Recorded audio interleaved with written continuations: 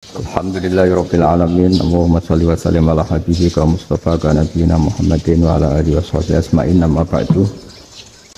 Ini ngaji ya. Ngaji itu harus objektif. Objektif itu jujur. Jadi bisa saja korbannya ayah saya, bisa rektornya, bisa semuanya. Tapi korban dengan makna yang bagus. Karena di antara saran Al-Qur'an Allah ngendikan kalau belajar atau mencari nasihat atau mencari kebaikan apa saja itu diistilahkan walau ala anfusikum awil walidaini wal aqrabin, meskipun ketentuan itu merugikan kamu. Jadi ketentuan apapun yang merugikan kita harus tetap kaji meskipun itu tidak menguntungkan kita,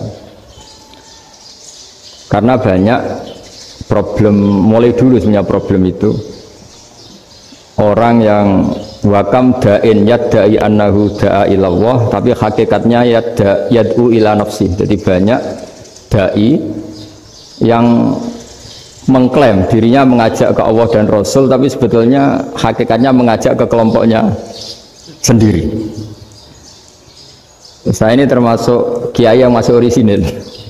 Artinya orisinil gini, suatu saat atau kapan saja saya kok sudah tidak laku jadi kiai, asal Islam jalan tetap senang, karena nggak penting yang populer saya apa enggak, itu tidak penting, yang penting agama ini tetap jalan.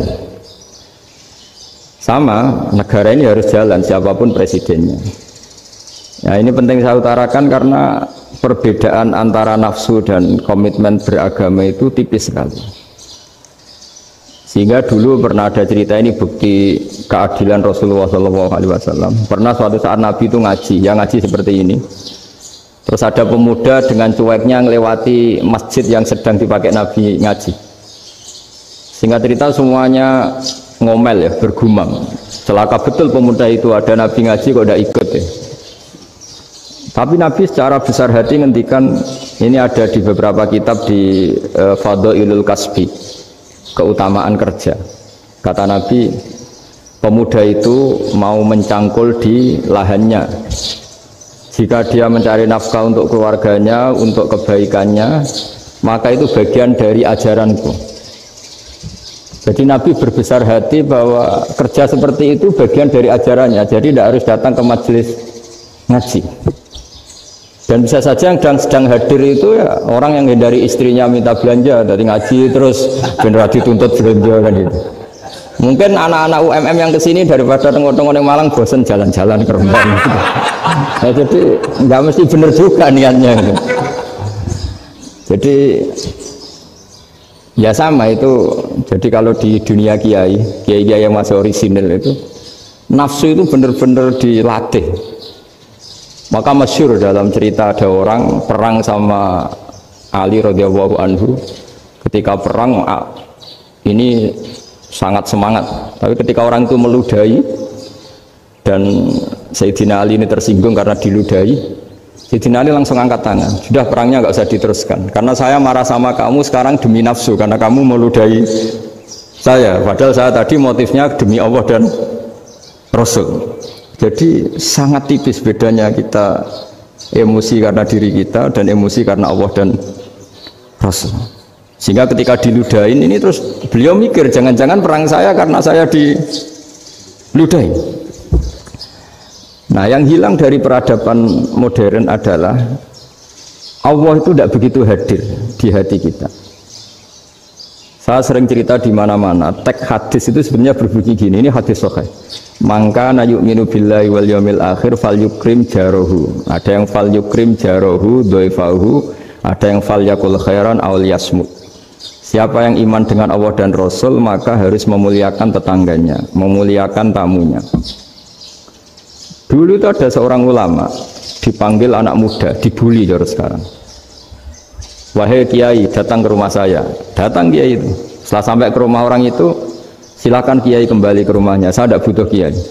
Kiai itu dengan riang kembali. Setelah di rumah dipanggil lagi.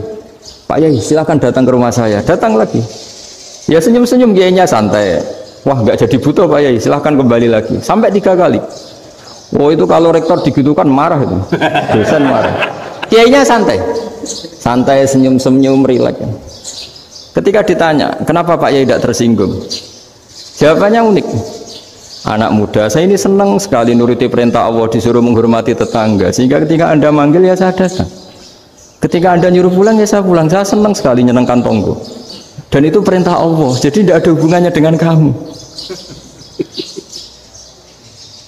Wah, pemudanya nangis minta dimaafin. Kalau kita kan enggak, kita ini dosen, kiai, mungkin kita doktor, mungkin kita profesor. Tapi kita ini sering didikte oleh orang bodoh. Kalau orang bodoh itu jengkel, lo kita ya jengkel.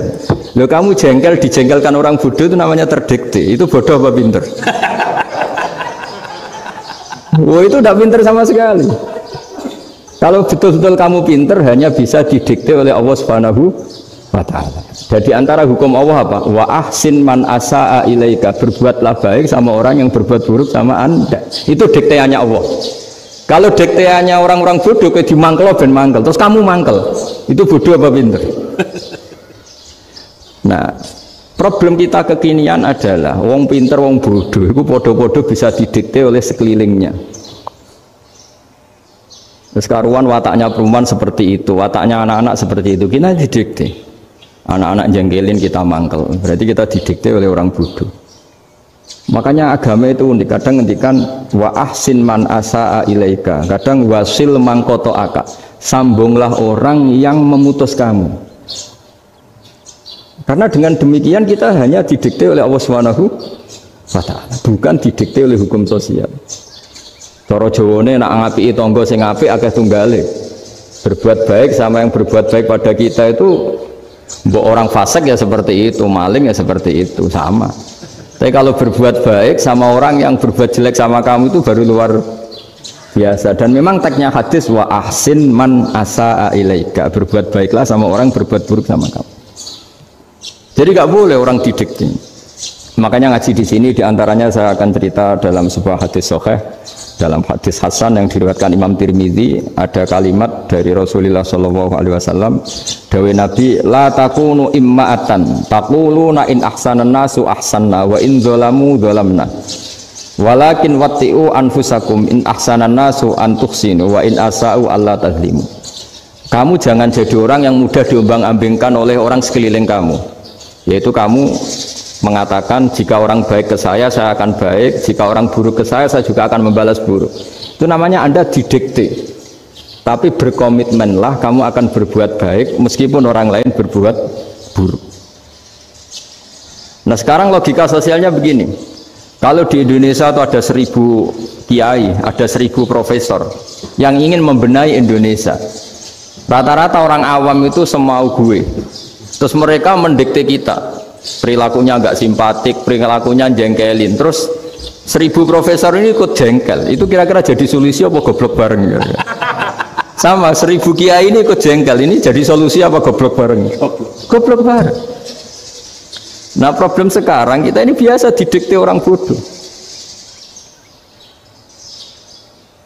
Nah makanya ciri khas orang muslim itu kata Nabi, mangkana yu'minu billahi wal yaumil akhir.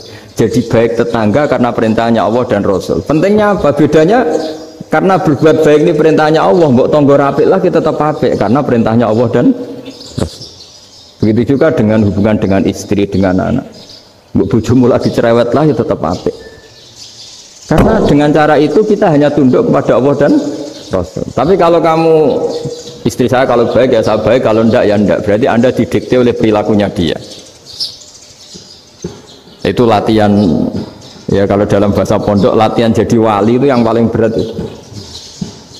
Nabi itu kalau sama orang munafik itu sabarnya Masya Allah, padahal Nabi berso kalau orang itu orang munafik.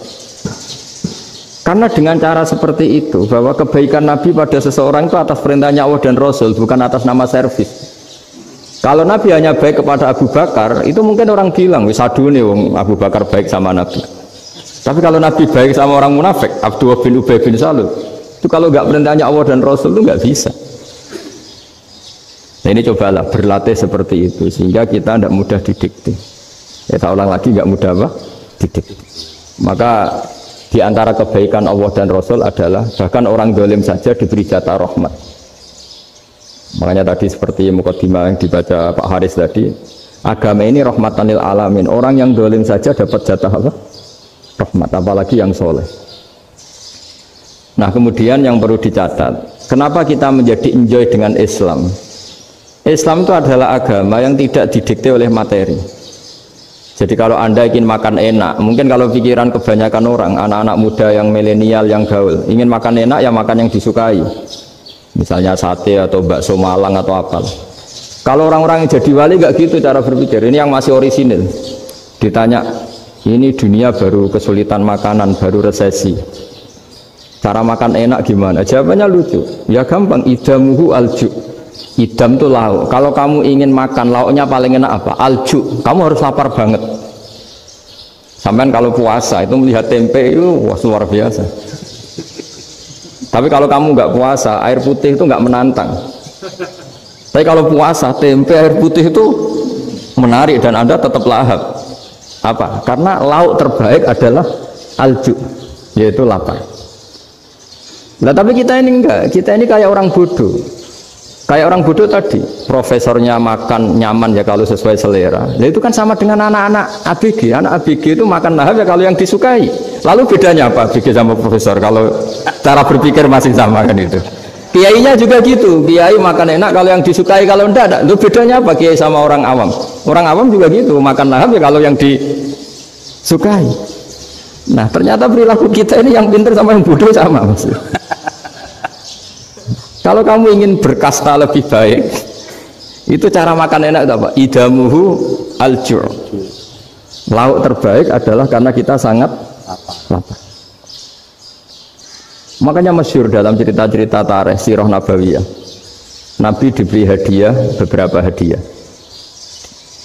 Di antaranya ada yang diterima, ada yang enggak. Termasuk yang dikembalikan itu dokter. Ada seorang raja memberi hadiah Nabi dokter Tobit. Itu sama Nabi dikembalikan. Karena dokter ini sudah lama kumpul Nabi, Nabi itu nggak pernah sakit. Akhirnya dokter ini putus asa, ini nggak perlu diobatin. Ketika ditanya, kenapa ya Rasulullah engkau tidak pernah sakit? Karena kita ini kaum, kita ini komunitas masyarakat yang tidak akan makan kecuali lapar. Dan kalau sudah makan, berhenti sebelum kenyang. Jadi sederhana sekali pengobatan zaman itu. Sebagian besar penyakit itu pasti disebabkan kita ceroboh dalam hal makan. Sudah ngerti kalau durian masalah, kalau makan durian ini nggak kehitung gitu, apalagi kalau gratisan itu berapa banyak gitu. Pola tidur juga gitu kata Nabi, dan kita tidak tidur kalau tidak sangat ngantuk. Nah itu namanya orang-orang soleh yang sudah ada didikte materi. Kalau yang didikte materi kan bisa tidur nyenyak kalau kasurnya enak, AC gini-gini. Sebenarnya enggak, tidur enak itu ya kalau sangat ngantuk. Mbok di gudang, mbok di bis, kalau sangat ngantuk ya semuanya ya enak. Sama, mbok lapar, mbok hanya tempe, tapi kalau sangat lapar itu ya enak. Nah ini ilmu yang mulai hilang, ilmu-ilmu yang mulai hilang. Nah, cara ibadah juga gitu. Kita ini kan, saya ini punya bapak kiai, mbah kiai, punya guru yang sangat alim ya seorang kiai Kiai Memun. Itu dulu kita pengkaji ilmu, itu tidak pernah tahu bedanya NU dan Muhammadiyah. Karena dulu Mbah Darwis itu, Kiai Dahlan itu, dulu ngajinya bersama Mbah Hashim ketika di Indonesia yang ngaji Mbah Soleh Darat. Mbah Soleh Darat itu dulu ngajinya sama buyut saya ke-6, namanya Mbah Soleh Asnawi di Kudus. Mbah Soleh Darat itu dulu alim-alimnya orang Jawa ya Mbah Soleh Darat, Soleh bin Umar. Tempatnya di Semarang, tapi beliau itu sebenarnya orang Jepara yang dekat Kudus. Setelah di Mekah, Mbah Hashim ini mondoknya ya, mulazimnya ke Syekh Mahfud Termas, tapi sesekali ke Syekh Khotib Minangkabau. Nah yang Mbah Ahmad Dahlan lebih sering ke Syekh Khotib Minangkabau, sesekali ke Mbah Mahfud. Singkat cerita, karena Syekh Khotib Minangkabau sudah modern ya, terlibat organisasi dunia. Pas itu beliau pengagum Muhammad Abduh, pengagum Rasid Ridho, sehingga bawaannya Mbah Dahlan itu lebih pergerakan karena beliau lebih mengidolakan Syekh Khotib. Nah Syekh Khotib sendiri sebenarnya orang Minangkabau, jadi beliau namanya Muhammad saja sebenarnya. Jadi menantunya orang Arab. Oh itu dicibir mertuanya ini karena punya mantu orang Jawa, orang ndak Arab. Singkat cerita terus si mertuanya bilang gini, kamu jangan pernah bilang kalau orang Arab itu mansa kanal Arab, orang yang bertempat di Arab. Walakin man takallama bi arabiyyin fasihin, tapi orang bisa ngomong Arab secara fasih. Singkat cerita, kalau kamu tidak percaya, nanti suatu saat menantu saya kalau Jumatan, tidak usah kamu kasih tahu, langsung suruh jadi khotib. Nggak usah kamu kasih tahu, sarannya nggak usah kamu kasih tahu. Kalau sekarang kan enggak. Kalau dosen mau jadi khotib kan mengumpulkan materi dulu. Lucunya diantara materinya itu dari TV. Makanya jadi ribet kan khutbah sekarang. Kalau musim corona ya akan ngomong corona, musim apa yang ngomong apa. Jadi lagi-lagi didikte oleh media. Sebenarnya kalau ngomong kan sesuai kebutuhan umat, ini obatnya apa. Tapi nggak sesuai trending topik, itu kan kayak anak-anak gaul. Ya ini dokter kok gitu kan aneh. Singkat cerita si khotib ini nggak dikasih tahu, saya Muhammad tadi nggak dikasih tahu, langsung disuruh khutbah. Fatakallama bikalamin fasihin, dia ngomong fasih sekali, bahkan ngalah-ngalahi fasihnya orang Arab asli. Semenjak itu beliau dapat gelar al khotib, orang yang cakap berpidato berkhutbah. Makanya terus dia khotib al Minangkabau. Jadi orang Indonesia itu luar biasa. Dulu yang namanya orang Indonesia di Arab Saudi itu dihormati sekali, karena yang ke sana itu pasti ulama. Sudah alim di Indonesia ke sana, termasuk Mbah Ahmad Dahlan, Mbah Hashim dulu karena sama-sama muridnya Mbah Soleh Darat. Lama-lama yang ke sana itu TKI TKW itu ya mulai agak dibully. Dulu Syekh Nawawi di antara ijtihad yang dihormati itu beliau mengkritik nyuwun sewu orang yang kan orang biasa mati syahid. Hebat orang mati syahid itu hebat gini. Oke, kita sepakat orang mati syahid itu hebat. Tapi kata Imam Nawawi dengan syarat niatnya itu li'ila'i kalimatillah dan itu bawaan takdir. Seorang lagi itu bawaan takdir, harus mati di medan perang. Tapi tidak boleh seseorang ini niat perang tapi niatnya supaya syahid. Karena kalau begitu berarti dia berniat supaya menjadi maktulal kafir, orang yang dibunuh orang kafir. Kedua, dengan dia mati berarti pasukan Islam berkurang. Berarti dia ingin pasukan berkurang, hanya ambisinya dia ingin langsung ke surga. Misalnya pasukan orang Islam itu 10, orang kafir 10. Kalau kamu ingin syahid berarti mati 1 kan, tinggal 9 kan. Nah kalau yang seperti itu 10 kan mati semua. Gara-gara ingin syahid akhirnya perangi rapati tenanan, benang mati, benang mlebu swarga. Kata Syekh Nawawi, ya enggak. Kalau kamu perang sama orang kafir ya niat menang. Dengan niat menang ini kamu ingin li'ila'i kalimatillah. Tapi kalau kamu ingin syahid berarti kamu menuruti keinginan nafsu kamu yang cepat masuk surga. Itu orang Arab kagumnya bukan main. Karena di mana-mana orang itu dinilai dari niatnya. Paham ini ya? Tapi perang loh ya, dalam kondisi perang, bukan teroris. Perang itu artinya orang kafir yang ingin bunuh kita, itu perang namanya apa? Perang. Dulu orang cerita syahid itu hanya pokoknya syahid itu hebat, pokoknya syahid itu hebat. Syahid di medan perang itu hebat, pokoknya syahid di medan perang hebat. Tapi ketika Syekh Nawawi memberi penjelasan ilmiah, jika kamu perang ingin cepat mati, ingin cepat syahid, artinya ini untuk pemenuhan diri kamu, karena kamu bayangkan langsung masuk surga. Kamu lupa bahwa dengan kamu dibunuh kekuatan Islam berkurang. Akhirnya beliau memberi penjelasan. Syahid itu bagus, itu sebagai takdir. Hanya takdir itu kita perang yang ingin menang, tapi takdirnya mati. Jangan dibalik. Oleh perang rapati tenanan, benang mati namun bu. Itu yang pertama, termasuk ulama yang pertama memberi penjelasan itu Syekh Nawawi. Akhirnya melahirkan kekaguman yang luar biasa dengan tafsir Munirnya itu. Terus beliau itu orang yang rileks kalau menjelaskan ilmu. Ini juga guru-gurunya Mbah Hashim, Mbah Guru sama Mbah Hashim, sama Mbah Ahmad Dahlan, Syekh Nawawi. Jadi dulu yang alim di Arab itu ada Syekh Nawawi, ada Syekh Khotib Minangkabau, ada Syekh Bakir Jogja, ada Syekh Mahfud Termas. Itu orang Indonesia banyak sekali yang alim. Bahkan diantaranya yang dikagumi Al-Azhar itu juga orang Indonesia, nama Syekh Abdul Manan, itu mbahnya Syekh Mahfud Termas.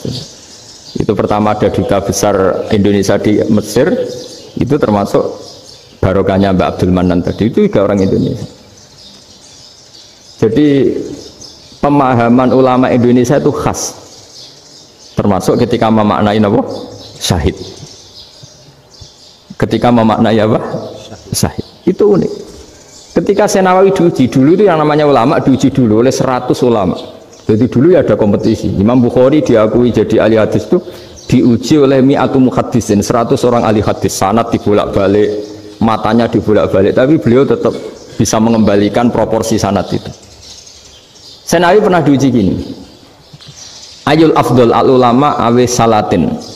Keren mana ulama sama raja atau sama orang-orang kaya sama penguasa? Ya keren ulama. Terus dibully sama orang. Tapi setahu saya banyak ulama yang antri di rumahnya raja, tapi saya tidak tahu melihat raja antri di rumahnya ulama. Kan kebanyakan kan mungkin ustadz atau kiai yang antri ngajukan proposal kan enggak. Nah, kalau raja kan enggak pati itu, malah enggak usah antri, kiainya sudah nyambut sebelum datang. Jawabannya lucu Senawawi itu, dan yang tanya itu langsung diem. Ya karena ulama itu tahu fungsinya uang, sehingga cara nyari sampai seperti itu. Sementara raja-raja itu tidak tahu fungsinya ilmu, makanya tidak pernah sowan ulama. Sehingga jadi ya dianggap enteng saja. Ulama kan tahu fungsinya uang, tahu untuk pondok, tahu masjid. Sementara raja tidak tahu fungsinya ilmu. Jadi itu khas Jawa ya. Khas Jawa, khas Indonesia. Apa-apa yang menurut orang banyak dengan tanda kutip itu buruk atau baik, itu orang Jawa menafsirkan itu gampang saja. Sehingga semenjak itu Jawa itu dipandang betul. Saya punya kitab namanya Qadhayal Haji wal Umrah. Itu terbitan Hayatul Ulya Arab Saudi, milik Wahabi. Itu diantara fatwa yang dipakai untuk solusi muskilatul haji, problem-problem haji kekinian.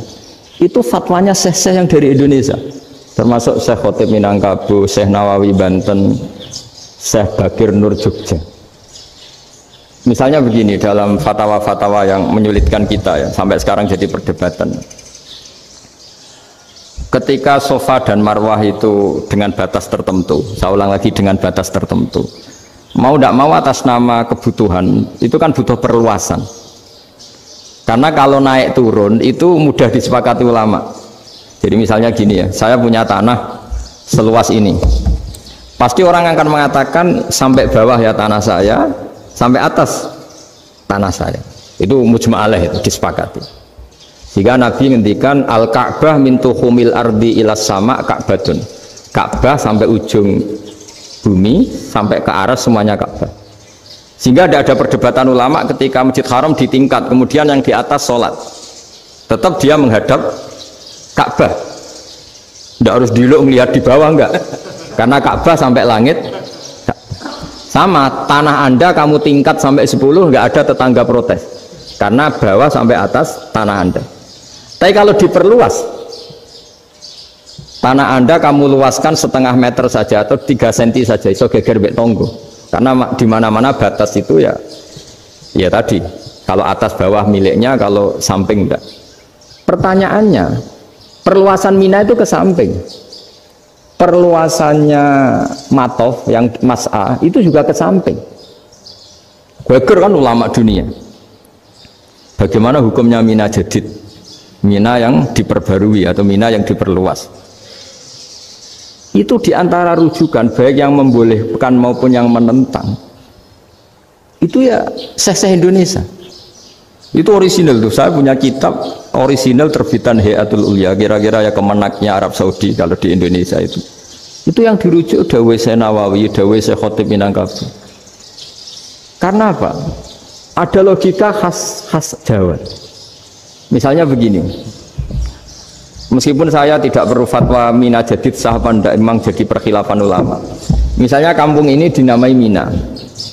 Pertanyaannya gini, tanah yang di samping ini bisa milik Anda apa enggak? Ya bisa Gus kalau dibeli atau dihibahkan. Berarti tanah di samping Anda menjadi milik Anda karena ada proses pengambil alian lewat beli maupun hibah. Nah masalahnya ini negara itu berhak menganeksasi atau memasukkan ini sebagai Mina. Itu ulama Jawa kalau ditanya alasannya apa? Fa'innal muttasila bisya' hukmu dzalika syai'. Karena yang gantet, yang mutasil itu bisa dihukumi seperti sesuatu itu. Jadi kalau ini Mina, ya yang gantet Mina ini ya bisa dikatakan Mina. Beda dengan membuat Mina, Malang Mina, wah itu tidak bisa, tidak mutasil kan? Itu enteng sekali ulama Jawa. Satu ya tentu karena kebutuhan, tapi asal masih al-muttasilu bihi, yang masih tanah yang masih mutasil dengan. Nah, ketika perluasan antara sofa dan marwah kan misalnya ini batas luasnya sofa, ini batas luasnya marwah. Lalu atas nama kebutuhan, sofa marwah itu sampai sini, sampai agak meluas ke sini. Itu geger Arab Saudi. Wah ini gimana? Padahal tawaf itu harus antara gunung Sofa dan gunung Marwah, sa'i itu ya. Tapi kalau istilah Quran memang tawaf sama-sama. Makanya apa? Inna Sofa al Marwata min sya'airillah faman hajjal baita wa i'tamara fala junaha alaihi ayat tawafati. Nah, jadi kalau istilah sa'i di Quran itu masih tawaf. Karena harus ada, kalau bisa lah, bukan harus. Kalau bisa memang harus ada unsur muternya. Kita kalau sa'i kan dari sini Sofa sampai sini Marwah, terus kan agak muter ke sini, nah, kan agak membentuk lingkar. Nah, makanya Quran tetap mengistilahkan apa? Tawaf. Jadi bukan sini ke sini terus sini ke sini kan enggak, tapi sini sampai sini terus muter kan, terus sini. Jadi antara setar dan selama ini prakteknya kan gitu ya. Sofa ngambil sini, terus ke sini, terus agak muter. Ya karena ada unsur agak muter ini terus orang menyebut apa? Tawaf. Tapi itu bukan syarat sah, ini cerita ideal. Saya ulang lagi ya. Gunung Sofa itu puncaknya atau pucuknya kalau dalam bahasa Jawa itu ya hanya segini, ini sampai sini. Nah, kelompok Islam yang fikih keras nggak boleh diperluas karena Allah memilih tempat ini itu spesial, jadi nggak boleh ke yang lain. Tapi ketika kebutuhan mendesak, mau tidak mau harus diperluas. Itu jawabnya Kiai Jawa lucu. Gunung sing ketok itu sing dhuwure tok. Sikilane luwih ombo. Jadi karena kita kan gunung kan bentuknya gini. Nah, sofa yang kecil itu yang atasnya, tapi sikilannya sini kakinya lebih luas. Jadi boleh perluasan asal tidak melebihi kakinya. Ya dihitung ya lebih luas. Jadi Kiai Jawa itu kayak wong delok gunung Penanggungan, kayak gunung Arjuna. Di mana-mana puncak gunung itu lebih kecil timbang kakinya. Artinya diperluas ini bukan berarti tidak di sofa dan tidak di, itu khas Kiai Jawa. Jadi jangan kira orang Jawa itu tidak hebat sekali. Termasuk perkembangan hotel di Arab Saudi. Itu dulu sebelum ada hotel, buyut saya kelima atau keenam dulu haji, namanya Badur Rahman. Itu kalau mau ingin apa ya, menghindari terik matahari itu masuk gua. Itu masuk gua itu hanya separuh badan, kakinya di luar. Jadi jangan bayangkan kalau gua di Indonesia kayak gua Akbar di Tuban orang bisa masuk jalan-jalan, enggak. Gua di Arab itu kayak cepitan batu, tidak sampai masuk. Sehingga kepalanya dimasukkan, kakinya masih kena matahari, saking panasnya Arab Saudi. Sehingga dalam bayangan hijrah ketika Nabi bersembunyi di gua Sur, itu kata Abu Bakar, kalau orang kafir melihat kakinya pasti melihat kita karena nggak bisa masuk penuh. Jadi orang itu mau dempes tok. Sehingga ya kira-kira luasnya gua paling segini. Makanya guyonannya kiai-kiai itu untung nggak kayak gua Indonesia. Kalau kayak gua Indonesia laba-labanya capek karena luas sekali. Jadi jangan bayangkan gua Arab tuh kayak gua Indonesia. Makanya bayangannya andai kan orang tuh melihat ke bawah pasti melihat kita karena orangnya nggak bisa masuk penuh, nggak bisa masuk 100%. Ya kayak cepitan batu lah mirip. Itu kan mirip Gunung Uhud. Gunung Uhud kata Rasulullah, nanti kalau kamu perang itu di atas, menang atau kalah di atas, musuh biar di bawah, dengan di atas kamu bisa mana. Jangan bayangkan kayak Gunung Merapi, kayak Gunung Penanggungan lah. Kalau Gunung Penanggungan mana ke bawah yang layang kan. Jadi gunung di Arab itu kayak bukit ya, sampean pernah kan ke Uhud itu ya sama ini aja tinggi ini kan. Nah ini yang ada, mulai ada mis, makanya nerjemah itu susah di Indonesia. Karena jabal itu udah harus tinggi. Kalau tinggi nggak bisa mana dari atas ke bawah kan nggak ngefek kan. Sampai kalau ke Uhud gunungnya kan pendek sekali sehingga Yang mana dari atas ke bawah ya kalau kena musuh ya celaka karena memang dekat. Nah kalau gunung Indonesia mana dari atas ke bawah yang ngeleyak nggak ngefek. Nah itu susahnya nerjemah bahasa Arab ke kita. Jadi apa ya? Transkrip itu nggak gampang karena ada pengertian yang beda. Kita kalau bilang gunung itu tinggi sekali. Sampai banyak mahasiswa tersesat ya saking tingginya. Kalau orang naik Uhud nggak akan tersesat, wong ketok dari bawah itu. Nah ini pentingnya ngaji ya. Jadi akhirnya ulama-ulama Indonesia itu dipakai rujukan. Jadi mulai Mbah Hasyim, Mbah Ahmad Dahlan sampai era buyut-buyut itu masih orang alim. Lama-lama yang di Indonesia ini orang-orang yang bodoh. Sehingga orang Jawa kalau ke sana dibully, ya Jawa tak kuluh kaya. Orang Jawa itu penggaweannya itu mangan ulo, makan ular. Karena belut itu kalau di kamus itu persis ular. Dulu itu kan kamus tidak full color. Gara-gara gak full color, gambar belut sama ular itu sama. Belut itu belut sama ular kalau nggak full color gambarnya sama apa enggak? Sama. Terus orang Jawa itu kan masih banyak yang makan bajing itu apa? Ketupai itu. Bajing kalau digambar tidak full color sama dengan tikus. Gambar yang tidak warna hitam putih. Sehingga kita ini dibully pemakan tikus dan pemakan ular. Karena belut itu persis ular kalau digambar yang tidak full color. Sampai datang Syekhona Khalil, datang ulama. Ngarang kitab ya judulnya Al-Belut. Karena nggak terima bangsanya dinyek makan apa? Ular. Terus dikarang. Wal belut hayawanun bakhriyun, terus ya isu fi kadza wa kadza. Itu beda dengan al-hayyah. Itu diterangkan. Mulai bisa nerima. Terus sistem hotel juga gitu. Sampai tanyakan dalam sejarah dulu orang Sedayu ada namanya Syekh Mukhtar. Syekh Mukhtar bukan bikin rumah besar yang siapapun orang Indonesia haji itu nempat di sana. Nah ini yang menginspirasi akhirnya ada hotel. Dulu Syekh Mukhtar hanya menyediakan untuk hujat-hujat Indonesia. Lama-lama jadi hotel. Tidak mau saya mau cerita. Kata Mbah Mun sering cerita. Kenapa wa ma arsalnaka illa rahmatal lil alamin, kata Mbah Mun, Allah itu pasti bikin ulama yang tidak produk Arab itu pasti ada. Kalau orang Arab jadi ulama wajar, bahasanya Arab, domisilinya di Arab. Tapi Allah akan selalu bikin ulama yang tidak bangsa Arab. Imam Ghazali itu Tus itu Persia. Imam Bukhari itu kira-kira kalau sekarang ikut Uzbek. Ya, Imam Bukhari itu kalau negara sekarang ikut mana? Uzbek. Kenapa demikian kata Mbah Mun? Karena Allah sudah ngendikan wama arsalnaka illa kafatal linnas.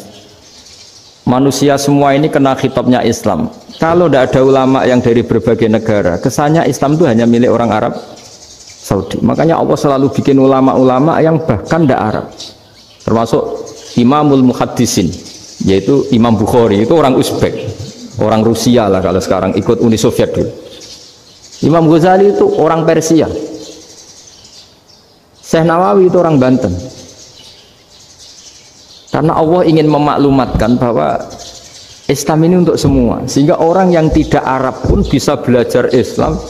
Yang alimnya itu nggak kalah sama orang apa? Arab. Makanya ini PR ya. Kalau Gus Dah Ploso nanti ngendikan suatu saat orang belajar Islam itu bahkan orang Arab pun bisa belajar ke Indonesia. Kalau orang Indonesia bisa alim betul kayak dulu. Sekarang banyak liga antar ulama. Itu orang Indonesia pasti masuk. Ulama-ulama top dunia itu pasti orang Indonesia banyak yang masuk. Karena tadi ketika orang Indonesia baca kitab, itu orang Arab itu kagum. Kok bisa ada bahasanya baca secara benar? Bukan sekedar bisa baca secara benar. Karena memang dilatih sedemikian rupa di pondok-pondok. Makanya kita semua lah yang alim di Indonesia itu kemana-mana ya pasti alim. Dulu putra Mbah Mun namanya Gus Zofur itu tahun pertama ya sudah the best di tahun pertama. Kalau tahun pertama the best-nya ilmunya bawaan dari sarang, dari keluarganya. Gus Najib mondok di Said Muhammad tahun pertama sudah dipuji sebagai yang teralim karena ya sanggup. Kalau dipujinya tahun ketiga, tahun keempat kan mungkin dapat dari sana. Ini tahun pertama. Saya ulang lagi tahun pertama. Karena pengajaran di Indonesia itu luar biasa di pondok-pondok ini. Makanya kalau dalam anekdot pondok itu cerita-cerita lucu itu. Ada orang Jakarta ngaji, setelah di kelas itu pelengahan terus. Melihat jendela, lihat pintu terus. Lama-lama gurunya marah. Kamu diajarin kok enggak punya sopan, melihat pintu terus enggak memperhatikan guru ya. Anak Betawinya jawabnya lucu. Habis Pak Guru bohong ya. Kenapa ya? Kamu Pak Guru bilang Ja'a Zaidun, Zaid datang. Tak lihat enggak ada yang datang. Setelah itu contoh nasab kan ro'a itu Zaidan, saya melihat Zaid, saya enggak melihat Zaid. Contoh ketiga yang jar kan maror tu Zaidin, saya berjalan ketemu Zaid. Pak Guru diam di situ enggak jalan-jalan. Jadi saking detailnya Indonesia diajari. Kalau rofa Ja'a Zaidun, kalau nasab ro'a itu Zaidan, kalau jar maror tu Zaidin. Nah si murid Betawi ini karena pertama sekolah, ngiranya gurunya itu cerita Zaid datang, makanya dia lihat pintu terus, mana katanya datang kok enggak datang-datang. Nah dengan latihan seperti itu, kemungkinan orang Indonesia salah itu kecil karena memang dilatih betul. Saya ulang lagi karena memang dilatih betul. Sehingga ketika orang Indonesia ini yang cerita seorang wartawan, ini kisah nyata. Kalau ini tidak anekdot, kisah nyata. Ada wartawan internasional meliput Ramlah itu di Gaza, di Palestina. Wartawan Indonesia ini hanya bisa bahasa Inggris. Dijak ngomong bahasa Arab. Terus dia bilang saya tidak bisa. Saya tidak bisa, saya bisanya ngomong Inggris. Tapi apa yang terjadi setelah sholat? Si Indonesia ini jadi imam pakai sholat jariyah lagi. Baca bismillah benar, bismillahi jar karena mudhof ilaih. Terus ketika iktidal ya benar, Rabbana lakal hamdu mil'us samawati wa mil ardi benar. Ketika tahiyat ya benar, at-tahiyatul mubarakatuh sholawat. Sama orang Arab ini diambungi. Orang Arab kalau senang orang itu dicium. Kamu tawaduk, sebenarnya kamu itu ahli bahasa Arab. Karena orang Indonesia sekali sholat itu nggak ada yang salah, meskipun benarnya karena hafalan, tapi bagi yang ahli nahwu itu hebat. Misalnya kita kalau ngapalkan kan bismillahi, bismijar karena ba, Allahi jar karena mudhof ilaih, ar-rahmani jar karena sifat, ar-rahimi karena sifat, alhamdu rofa karena mubtada, lillahi jar karena ada huruf jarli, robbi jar karena sifat. Sebetulnya tidak karena pinter, tapi karena hafalan. Tapi orang Indonesia hebatnya itu benar terus. Rabbana lakal hamdu, ya kan, alhamdu rofa, terus mil'us samawati ya rofa karena sifat. Sehingga terus orang Indonesia kalau sholat di Timur Tengah itu dipuji karena makhrajnya ya benar, rofa nasabnya juga benar.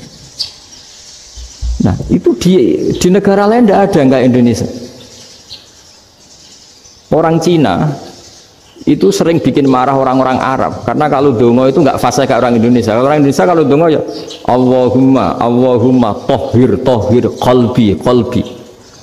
Orang Cina ini yang jadi guyon di Arab, Allahumma tahir kalbi gitu. Itu kan bedanya jauh. Itu orang Arab pertama membiarin, lama-lama kalbun entak gitu, maksudnya asu-asumu gitu. Karena dia bilangnya qaf itu kaf.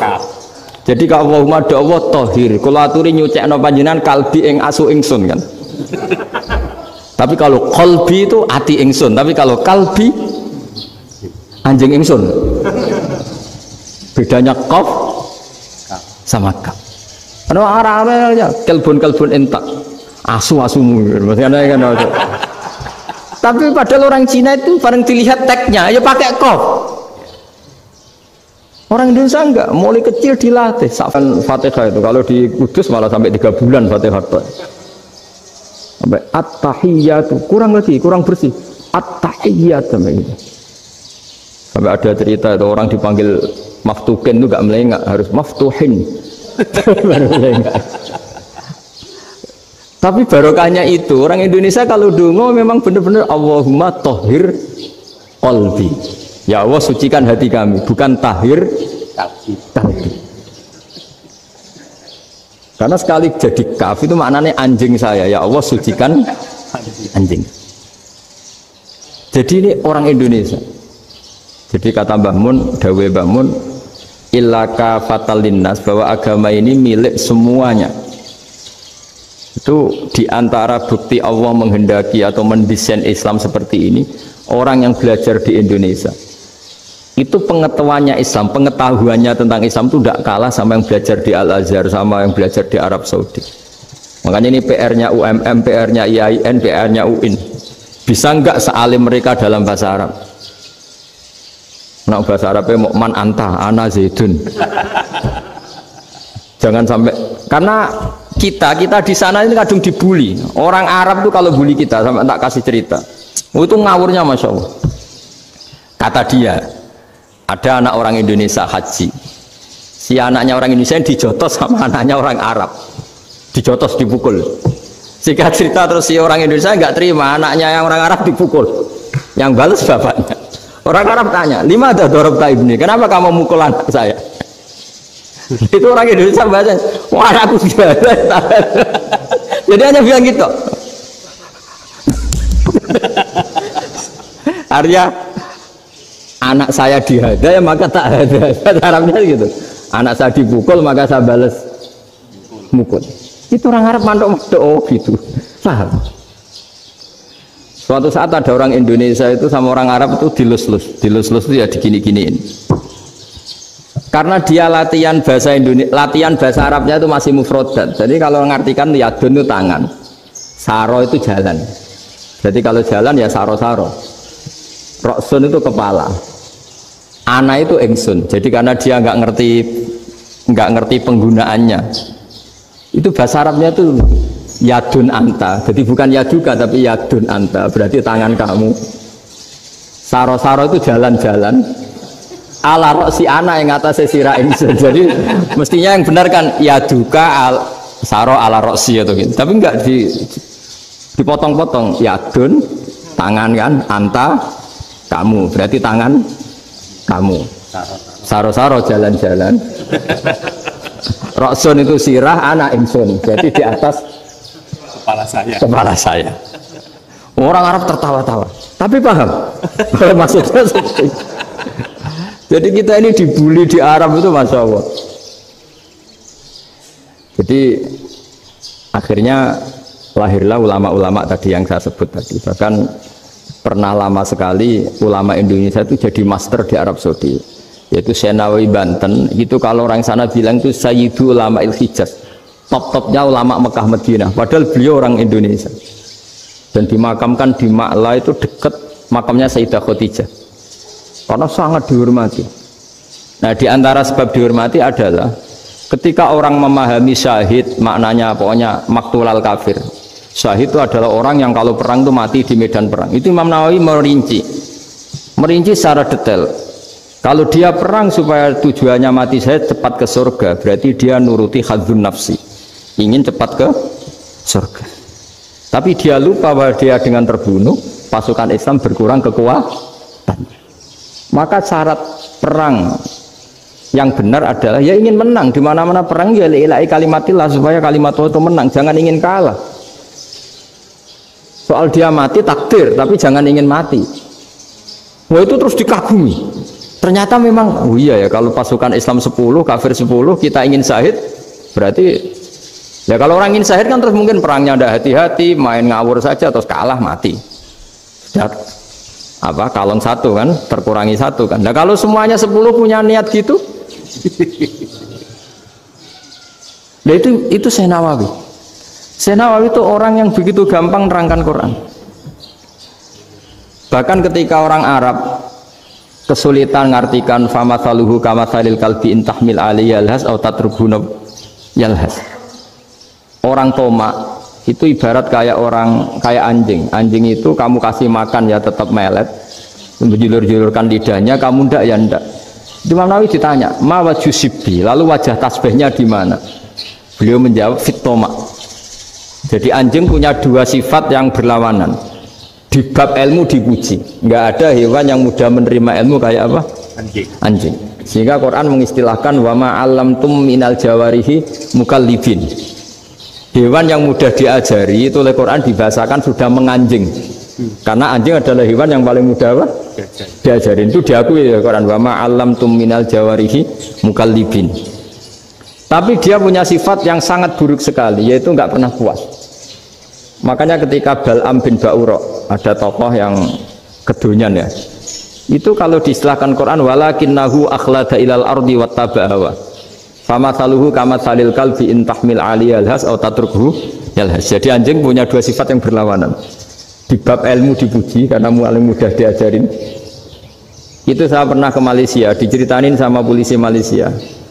Anjing itu saking cerdasnya itu bisa deteksi CD palsu sama CD bajakan, asli sama bajakan. Itu kan gak kebayang. Kalau narkoba mungkin masih ada bau khusus ya. Atau mesiu atau bom masih ada bau khusus. Ini enggak. Anjing itu dilatih cek CD yang asli sama yang palsu. Oh itu kebablas itu pinternya itu. Itu harganya itu 1 miliar lebih. Paling mahal. Jadi mungkin bisa deteksi ini dosen betul apa abal-abal itu bisa. Itu kiai betul apa kiai pesanan itu mungkin bisa. Itu saya punya kitab namanya Al-Hayawanul Kubro. Itu cerita prestasi-prestasi hewan. Itu yang berkuras-kuras sampai berjilid-jilid. Itu ya cerita anjing. Tidak ada hewan sebaik anjing. Di bab itu ya, di bab sampai ya tadi. Ada anjing yang sangat loyal sama majikannya. Loyalnya Masya Allah, sopannya Masya Allah. Anjing itu mbok lama berbakti sama sampean, nggak mau tidur di ruang tidurnya sampean, dia tetap tidur di luar. Corong Jawa nggak ngelama. Suatu saat si raja ini minum, wisata minum. Pas mau minum diterjang sama anjingnya sampai tumpah. Kecewanya raja ini itu karena selama ini anjingnya sopan sekali. Sekedar ganggu di ruangannya nggak pernah, malah ini mau minum, minuman yang disukai diterjang anjingnya tumpah. Marah kan anjingnya di mana? Ternyata apa? Minuman itu anjing ini tahu kalau minuman itu beracun, diracuni oleh musuhnya. Itu saking hebatnya anjing sampai ketika ngawal rajanya itu tidak sekedar ada penjahat atau maling. Bahkan trik-trik kayak minumannya diracun oleh orang lain tuh anjingnya tahu. Sehingga pas mau diminum diterjang sampai terus supaya nggak keminum. Makanya Quran istilahkan anjing itu apa? Wa ma 'allamtum minal jawarihi mukallibin. Hewan piaraan yang kamu ajarin nanti sampai sepinter anjing. Makanya Ashabul Kahfi itu ketika ngajak anjing tadi, beliau tidur, anjing itu tidurnya bil wasit. Wakal buhum basitun dzira'ainin bil wasit. Jadi dia tidur dalam posisi siaga. Loh coba anjing itu nggak pernah sekolah. Karena dia posisi menjaga, tidurnya itu kayak siaga gini. Bukan ngorok semadep ke atas terlentang, itu enggak.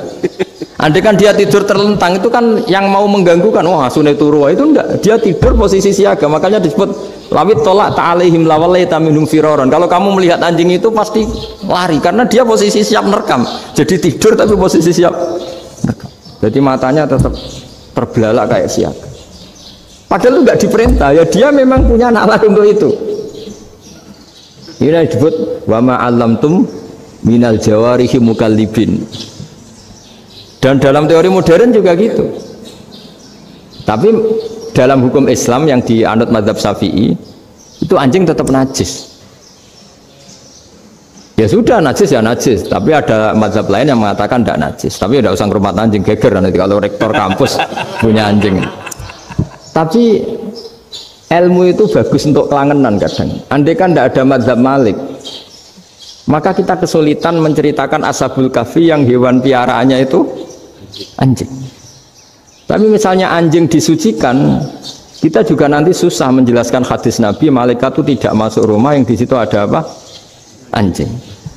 Maka ilmu itu, makanya kata Imam Sa'roni, sebagian ilmu itu memang kelangenan, tapi nggak boleh jadi praktek. Tapi harus ada. Misalnya begini, contoh paling gampang. Api dalam mazhab Syafi'i kan alat pensuci hanya dua, air dan tanah. Ya saya ulang lagi, air dan tanah, yaitu tanah untuk mensucikan najis anjing. Imam Abu Hanifah menambahkan api. Mazhab Syafi'i itu agak kesulitan ketika ada batu bata dibikin dari tanah-tanah yang bercampur kotoran. Mazhab Syafi'i akan kesulitan karena di situ ada najis yang jadi materinya bata. Hukumnya gimana kalau nanti dipakai masjid? Tapi barokahnya ada beberapa mazhab. Abu Hanifah mengatakan dan api. Jadi apa tadi air, tanah, api. Alasannya masuk akal. Ketika usatul mukminin, orang-orang mukmin yang ahli maksiat itu sebelum masuk surga, kalau dia dosanya banyak itu dibakar dulu supaya suci. Emas itu untuk memisahkan dengan materi lain juga harus dibakar. Berarti api termasuk alat. Artinya gini, batu bata yang materinya dari tadi najis sekalipun ini menjadi suci karena ngalami pembakaran. Tapi kata Imam Sa'roni, ilmu ini hanya sebagai ilmu. Jangan sampai kalau kamu mau wudhu gak ada air terus membakar diri lah, ini ribet kan. Jadi ilmu itu sebagian memang untuk kelangenan. Karena kita butuh. Andai kan tidak ada mazhab Abu Hanifah, maka kita akan kesulitan pakai bata. Yang kita tahu cara bikinnya kadang di tempat yang kotor, di tempat yang najis. Tapi karena ini ngalami dibakar, maka hukumnya suci menurut mazhab Abu Hanifah. Dan itu sering ulama itu sampai apa? Saya punya kitab fikih namanya Fardul Masail. Pengandaian ada masalah. Jadi masalah itu belum terjadi tapi diandaikan. Misalnya kayak di Texas. Bumi itu bulat-bulat. Texas itu kalau dibor itu pas Ka'bah. Lalu kiblatnya di mana? Bumi ini kan hanya rubuk-rubuk seperempat, yang ada arah itu seperempat. Tapi kalau Ka'bah itu sama Texas atau Texas dengan Ka'bah itu lalu kiblatnya mana? Mau sudah bebas arah. Maka ilmu mengatakan mara'ahu muslimuna hasanan fawa indahu hasanun. Kamu jangan nuruti ilmu hakikat tapi nuruti mindset. Kalau mainstreamnya orang banyak seperti itu, mindsetnya orang sana misalnya Ka'bah sana ya ikut sana. Tapi ini tidak mewakili hakikat karena kalau yang 380 derajat itu kan terus ribet. Makanya ini kesulitan di bab-bab fikih. Ya saya ulang lagi, kesulitan di bab-bab fikih. Makanya fikih itu selalu bicara, misalnya gini, ada orang sholat. Saya ulang lagi. Setelah salam pertama dia kentut, itu sholatnya batal apa enggak? Itu lama berdebat. Yang dikatakan rukun sholat itu salam pertama, sehingga orang kalau sudah salam pertama, maka sudah keluar dari sholat. Maka kalau kentut gak apa-apa, wong yang keluar dari sholat itu salam pertama. Tapi lalu pertanyaannya, kenapa Nabi salam 2 kali? Lalu yang kedua gunanya apa? Ribet kan, partai ini kalah pasti kalau ditanya gitu. Tapi kalau ditanya dibalik, sholat itu satu ibadah yang dimulai dengan takbir, yang diakhiri dengan salam. Berarti salam pertama itu pengakhir apa nunggu salam kedua? Pertama, di semua ulama bilang salam pertama. Kalau salam pertama sudah pengakhir, berarti pembatalan setelah itu nggak punya efek, nggak punya akibat. Itu kan ribet. Debat fikih itu memang ribet. Fikih itu memang senam otak karena pertanyaannya mirip-mirip seperti itu. Nah, sampean milih mana? Milih salam pertama apa salam kedua? Pasti ulama milih salam pertama. Jadi anehnya fikih itu di situ. Misalnya orang mati, takbir itu berapa kali? 4 kali. Andai kan takbir 5 kali itu batal apa enggak? Satu ulama mengatakan 5 kali itu batal. Karena rukunnya sholat jenazah itu takbir 4 kali. Berhubung ini rukun, kalau nambahi ke 5, berarti menambahkan rukun. Kayak kamu sholat, rukuk 2 kali kan batal. Sujud 3 kali, batal. Karena menambahkan apa? Rukun. Berarti kalau takbir 5 kali, batal. Tapi pertanyaannya, takbir itu adalah wiridan biasa, sehingga kalau ditambahkan nggak punya akibat batal. Jadi perdebatan ulama itu kadang ya lucu. Kayak kemarin Pak Haris pas pertama ke sini mau ngundang saya, tak ceritain. Dulu sholat jenazah itu pasti mayat di depan. Karena lazimnya sholat jenazah itu mayat di depan. Tapi mulai dulu lama sudah berpendapat, andai kan jenazahnya di belakang pun tetap sah. Fa innal janazah laisat bi imamin, karena jenazah itu tidak imam. Kenapa harus di depan? Oh, tidak imam kok harus di depan. Itu mulai dulu. Sehingga ketika Arab Saudi pernah mengalami tragedi, ada orang yang dibungkus kayak mayit, ternyata senjata. Setelah di dekat Ka'bah dipakai dulu, tragedi tahun berapa itu? Pokoknya pernah ada tragedi itu. Semenjak itu Arab Saudi kalau ada orang mati tetap di kamar mayit, terus ada sholat jenazah. Padahal mayitnya di belakang yang jamaah. Jadi meskipun kita tidak akan bikin ajaran baru jenazah di belakang, ya tidak keren, kasihan kan. Tetap biasanya di depan ya di depan. Tapi meskipun jenazah ini di depan, kita tetap berpendapat andai kan di belakang tetap sah, tapi nggak usah dipraktekkan. Nah, pentingnya ilmu ini begini. Saya misalnya di Rembang, boleh nggak nyolati ghaib jenazah yang di Surabaya? Boleh kan? Padahal yang kita solati di belakang. Jadi ilmu itu penting. Cocok tidak cocok, nama ilmu itu penting. Terus ada gini lagi pertanyaan di fikih. Memang saya sengaja akan ngaji fikih. Kalau ngaji intelektualitas orang Muhammadiyah juara lah. Tapi ini ngaji fikih. Ada orang sarongnya itu pas sampai lutut. Kalau berdiri lututnya tertutup. Tapi nanti kalau ruko agak jengking lututnya terbuka. Itu batalnya nunggu ruko apa mulai takbir sudah batal? Padahal pasti nanti batal kalau ruko ini. Itu ada ulama yang mengatakan ya batalnya nunggu ruko. Bagaimanapun terjadinya pembatalan waktu ruko. Ada ulama mengatakan yang enggak mulai awal sudah tidak sah itu karena pasti ngalami batal. Nah, pertanyaan-pertanyaan seperti itu penting karena lalu Allah menilai apa? Ya nilai niatnya. Misalnya gini, kalau contoh itu mungkin Anda tidak tertarik, tapi contoh begini. Kita mau operasi jam 10 siang. Kita tahu kalau nanti 10 siang akan divonis medis harus makan karena mau berobat. Malamnya itu kalau kamu orang soleh, bayangkan kamu orang soleh. Kalau tidak orang soleh kan tidak punya komitmen. Kamu milih niat puasa, apa enggak jam 10 mesti mokak menisan raposo. Kamu orang soleh. Kalau kamu orang soleh pasti milih puasa karena ini Ramadan. Meskipun nanti jam 10 pasti disuruh batal sama dokter. Setidaknya kita berpikir gini, nak mati jam itu paling enggak ditulis saya sebagai orang yang puasa. Jadi perasaannya orang soleh itu beda. Kalau orang kok sampean barang menisan raposo kok ya mesti. Sampean tidak pernah berpikir bahwa puasa mulai fajar sampai jam 10 itu luar biasa. Bisa saja kita mati jam 7, bisa saja mati jam 6. Kan ditulis Allah sebagai orang yang berkomitmen terhadap puasa. Terus ada kemungkinan kecil, udahlah jam 10 itu dokternya sakit atau nggak jadi ke sana. Berarti kamu kan nggak jadi boga. Kan ya mungkin juga. Sama yang tadi, delalah sebelum ruko ono wong sing nyarongi sampean. Sehingga sholatnya normal. Kamu tidak menemukan pakaian yang pas, jebule pas setelah ruko, mau ruko ono wong ngerti, wah sholatnya kira bener disarongi. Itu agama. Jadi agama itu dimulai dari mana coba? Dimulai dari niat, dari komitmen. Nah, sekarang kelirunya kenapa ada garis keras? Agama itu dimulai dari keinginan ideal. Itu yang mulai itu ada orang-orang garis keras. Agama ini enggak, agama ini dimulai dari niat.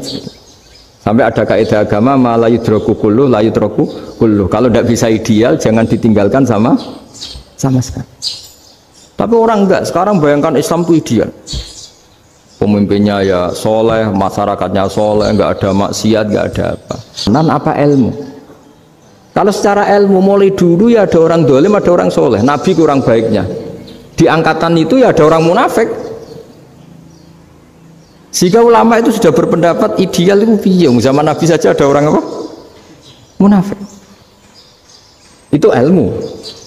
Kalau nuruti kelangenan, inginnya dunia ya steril, nggak ada maksiat, nggak ada. Dan agama itu diciptakan Allah itu memang unik. Calon Nabi misalnya, Nabi Musa itu sing rumat Fir'aun. Ketika Nabi Muhammad lahir, sing ribet manitia ini Abu Lahab. Orang dosen UMF.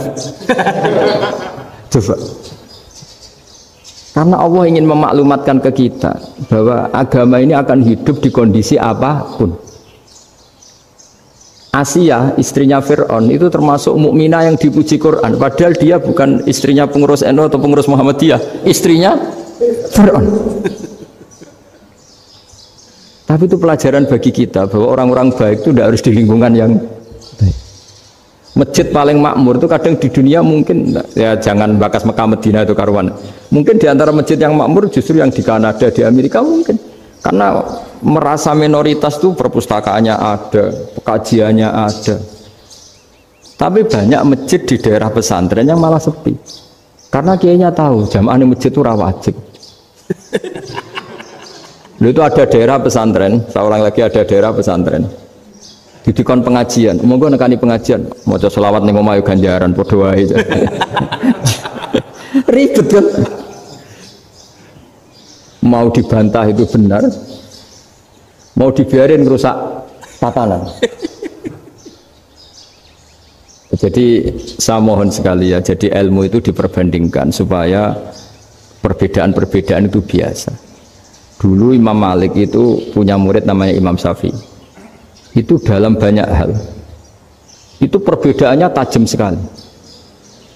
Ya saya ulang lagi, dalam banyak hal itu perbedaannya tajam sekali. Misalnya begini, ini terakhir percontohan saya fikih, nanti dikaji sendiri. Ada seorang A'rabi, Ja'a A'rabiyun, ini di hadis sahih diulang-ulang di semua Al-Kutubus Sittah ada peristiwa ini. Ja'a A'rabiyun ila Rasulillah sallallahu alaihi wasallam faqala ya Rasulullah ahlaktu. Qala wa ma ahlakaka qala wa qatu imraati fi nahari Ramadan.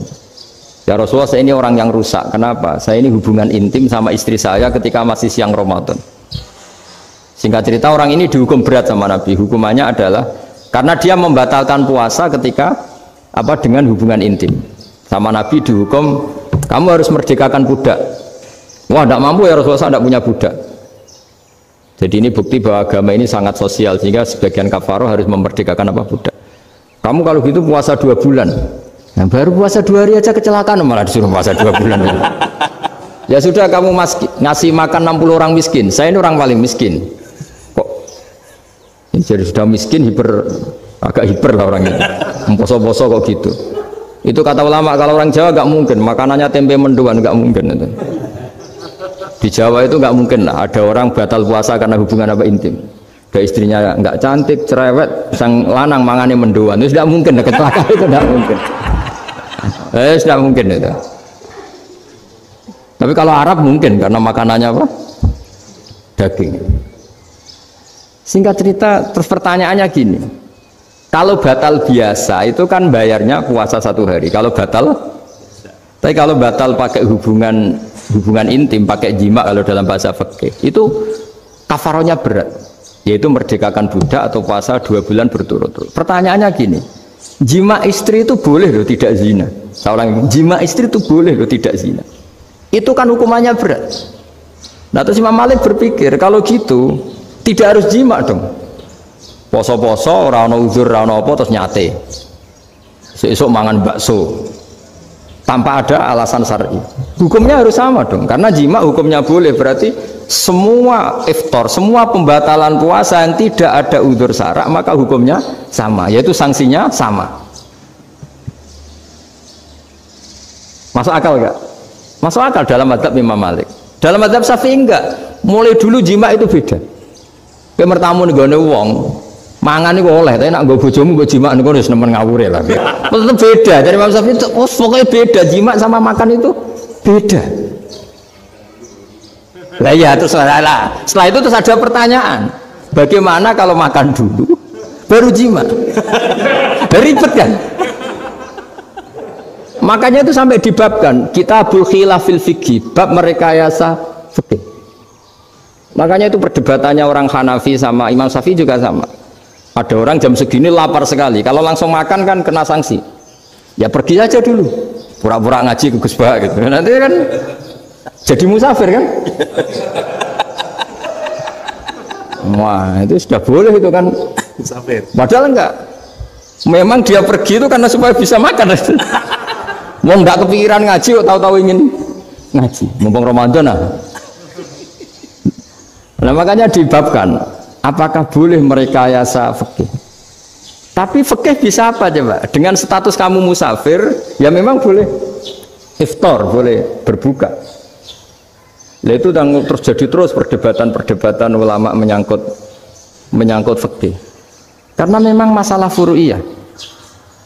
Sehingga termasuk perdebatan kita dalam perilaku, misalnya ada orang NU kalau habis salam itu menghadap ke kiblat karena arah terbaik itu kiblat. Tapi sebagian orang Muhammadiyah atau mungkin semuanya menghadap ke makmum. Itu memang teks hadisnya itu, kita yang meneliti hadis itu, semua syarah itu berdebat. Nabi memuji kiblat itu arah terbaik, oke. Tapi di bab itu Nabi itu aqbala alaina, menghadap ke kita. Lalu pertanyaannya, kenapa menghadap ke kita? Ada mengatakan karena Nabi memang punya tradisi kadang ngendikan. Ya tentu dulu istilahnya tidak kultum, nggak ada istilah itu dulu, 7 menit itu nggak ada. Tapi ada ulama yang analisis begini, termasuk kitab Fathul Bari. Nabi itu tokoh sentral, taruh lagi Nabi itu tokoh sentral. Ini kata kitab Fathul Bari, bukan kata saya. Nah, orang-orang yang imamu kaumi, orang-orang yang jadi imam di daerah masing-masing, tetap kalau sholat itu ikut Nabi. Ikut Nabi, setelah salam langsung pulang. Jadi sebetulnya salam langsung pulang itu ya ada sejarahnya, karena dia mau jadi imam di daerahnya. Nah, tidak kebayang kalau Nabi itu madhep kiblat. Kalau Nabi madhep kiblat, orang yang masbuk yang barusan datang pasti langsung usolli, misalnya fardhu isya'i misalnya, terus makmum Nabi, padahal Nabi sholatnya sudah selesai. Jadi intinya gini, kata Fathul Bari, imam setelah salam itu harus bikin gerakan atau omongan atau apa saja yang menunjukkan kalau sholatnya selesai. Di antara gerakan itu adalah beliau harus menghadap ke hadirin atau menghadap ke utara atau apa saja yang penting menunjukkan kalau sholat ini sudah selesai. Itu fikih. Jadi fikih itu cara analisis itu memang unik. Karena kalau Nabi tetap seperti itu, posisi pancet seperti itu, maka orang yang baru datang mengira Nabi masih sholat. Nah, pertanyaannya kalau mereka sudah takbir, malah sholatnya tidak sah. Kenapa tidak sah? Menggantungkan sholat atau mengikatkan sholatnya dengan orang yang sudah tidak sholat. Jadi menjadikan orang yang nggak sholat sebagai imamnya, kan nggak boleh. Maka Nabi harus memaklumatkan dengan gerakan itu bahwa beliau sudah tidak sholat. Karena orang datang dari berbagai daerah. Jadi nganalisis fikih, fiqhul hadis namanya. Itu ulama itu mau tidak mau debat. Karena pertanyaannya itu kenapa? Ya memang mau apa? Karena yang namanya sosial itu yahtamilu muhtamilatin, ada sekian kemungkinan. Makanya dalam madzhab istimbat itu, ketika Nabi sodakoh pakai tamer, pakai kurma, itu ulama mesti ngitungnya tuh kut. Kut itu makanan pokok. Sehingga Imam Syafi'i mengatakan kalau di Indonesia pakai beras misalnya, karena kutil balat Indonesia itu beras. Oke, Imam Syafi'i mainstream. Tapi ketika era Yusuf Qaradawi di Al-Azhar di Mesir sana, ulama-ulama mulai usil. Sama sih ingat Mbah Mun sering gejlokan, lah iya petani gabah, petani padi wis melarat wajib zakat. Petani cengkeh, kakao, suga-suga wajib zakat hanya karena yang ditanam tidak makanan pokok. Jadi mulai ada ulama mulai gerah lah, kalau bahasa politiknya mulai gerah. Yang petani miskin gara-gara yang ditanam padi wajib zakat. Yang orang-orang di sana misalnya di Sulawesi karena tanamannya kakao atau cengkeh tidak wajib zakat karena bentuknya tidak makanan pokok. Geger kan di Al-Azhar geger. Akhirnya hampir semua ulama berpendapat ya sudah sekarang ketika Nabi menzakati makanan pokok itu jangan dihitung sebagai makanan pokok. Wa mimma akhrajna lakum minal ard. Apa saja, ma itu apa saja. Makanya kata Yusuf Qaradawi, ma itu apa saja. Makanya semua tanaman yang menghasilkan uang itu wajib zakat. Nah, masalahnya kitab-kitab Syafi'iyah itu sudah mamlu'ah, sudah penuh dengan penjelasan misalnya fala zakata fil khadrawat, maka enggak perlu zakat untuk kayak kangkung, semangka dan sebagainya. Nah, lalu kiai-kiai angkatan modern kayak Mbah Mun itu sering dapat masukan. Saya pernah dengar sendiri, Yai, saya ini punya sawah 1 hektar, tak tanamin padi itu nggak pernah kaya saya. Sekarang tak tanamin kangkung malah saya kaya karena tiap 3 hari panen tak kirim ke Jakarta. Itu orang Indramayu yang tanya. Jadi gak tanam padi gak pernah kaya, tanam kangkung kaya. Nah, karena dia orang soleh, kalau zakat boten. Mau diwajibkan zakat tidak makanan pokok, mau tidak wajib dia kaya. Semenjak itu perubahan di Indonesia ikut. Akhirnya ada zakat. Pokoknya asal tanaman yang satu nisab ya wajib zakat. Masih ada debat lagi. Ketika nanam ingin dipanen, itu dia petani apa pedagang? Karena nanti perdebatannya ikutnya zakat zuruk, zakat tanaman apa zakat pedagang. Kalau sama nggak pernah debat berarti sebenarnya Anda tidak dosen Islam ini. Mau berusaha nggak pernah diskusi fikih apa Islam. Karena saya berkali-kali punya tamu itu begini, Gus saya ini pedagang melon, tapi dia penanam melon, jadi pedagang yang agak ingin badi banyak. Itu caranya gini Pak Rektor, saya misalnya pedagang melon, daripada saya kulak di pasar atau dari petani sudah mahal, nyewa tanah sekian hektar terus ditanami melon. Setelah berhasil ini dia zakatnya tanaman apa zakat pedagang? Karena dia nanam itu mentalnya sudah pedagang. Padahal nanti zakatnya beda kan? Yang satu 2,5%, yang satu rubul usur sama nisul usur sama usur, 1/10 sama 1/20. Kalau zakatnya zuruk kan 1/10 atau 1/20. Yang satu rubul usur, kira-kira 2,5. Saya ulang lagi ya. Jadi di era modern itu kita jadi bingung, pedagang tapi gayanya petani, petani tapi hakikatnya. Jadi gampangannya gini ya, kalau saya pedagang beras, kok saya kaya raya, itu mendingan nyewa sekian hektar untuk ditanamin beras, padi ya, daripada tengkulak, daripada beli. Akhirnya perdebatannya, ini zakatnya pakai apa? Misalnya tebu, misalnya petani tebu. Oh jelas kalau jual nanam tebu itu ingin dijual. Masa apa tinggal es tebu berhektar-hektar? Lah kira-kira kalau menurut jenengan ini zakatnya zakat apa? Tijarah apa zakat tanaman? Mentalnya tijarah, mentalnya pedagang. Nah ini saya hanya mau cerita. Khilaf, kadang-kadang orang angen-angen. Khilaf itu nggak mungkin enggak. Ya sama seperti NU dan Muhammadiyah selalu khilaf awal Ramadan. Itu memang nggak bisa nggak khilaf. Misalnya begini, saya beri contoh ya. Karena kadang yang khilaf juga nggak pernah belajar. Lucu kan? Tak beri contoh ya. 2001 itu abad keberapa coba? Tahun 2001. Abad 21 abad 20? Abad 21. Jadi meskipun terpaut 1 tahun, padahal abad itu 100 tahun. Nah, pikirannya orang-orang Muhammadiyah seperti itu. Hilal kalau sudah melewati garis ufuk, meskipun setengah derajat atau 1 derajat itu sudah ikut bulan berikutnya. Sehingga ya sudah, meskipun sekian derajat sudah dianggap Ramadan. Nah, pikirannya orang NU enggak. Harus ru'yah bil fi'li. Itu sebetulnya lagi-lagi sebenarnya enggak masalah NU dan Muhammadiyah, itu di kitab-kitab ya seperti itu. Kita ini enggak biasa goblok ya. Artinya kita tahunya, kita yang keluarga kiai tahunya kunut mazhab Hanafi, enggak kunut mazhab Syafi'i. Tapi tahu-tahu ini mazhab NU, ini mazhab itu aneh itu menurut kita ini anggap apa? Mana ada Muhammadiyah jadi mustahid, mana ada NU jadi mustahid. Jadi sebetulnya orang tahu semua lah. Kalau Abu Hanifah itu tidak kunut, Imam Syafi'i itu kunut. Imam Syafi'i pernah main di masjidnya Abu Hanifah ya tidak kunut, ditanya kenapa tidak kunut? Jenengan itu presiden kunut, tidak sanggup mati Abu Hanifah. Dulu biasa aja. Sekarang geger, ya karena tidak punya kegiatan. Sebenarnya itu nggak masalah, mulai dulu biasa. Saya teruskan ya. Nah, menurut mayoritas ulama nunggu ru'yah bil fi'li. Ru'yah bil fi'li itu gini. Mata telanjang bisa melihat karena agama ini menggantungkan perintah itu sama melihat. Kalau kamu tidak melihat itu bagaimana kena hukum?